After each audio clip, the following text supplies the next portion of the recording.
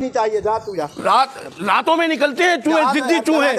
आप मेरी बात मान जाए बहन जी, ले लें आप। मैं आपको एक बात बताऊं, ये हनी भाई की गली है।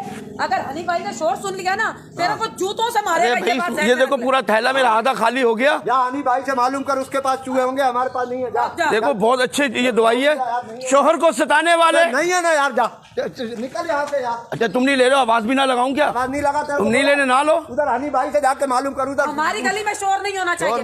मैं अपने चूहे मार गोलियां भी ना बेचूं फिर। ओ भाई तू आगे वाली शोहर को सताने मारने वाले चूहे, तुमने तो मुझे भुला ही दिया। मेरी अपनी आवाज नहीं लेना ना लो। क्या मसला है इसके साथ? पता नहीं यार, उधर जा चल। इसके साथ मसला क्या है? बेगम को सताना, उधर जाना बेचने देना यार। बेच ले, उधर बेच जाके। तेरे को पूरी बेगम को सताने वाले चूहे। ज्यादा नहीं जा रहा, ज्यादा नहीं जा रहा। नहीं लेना ना लो। अरे क्या हो गया?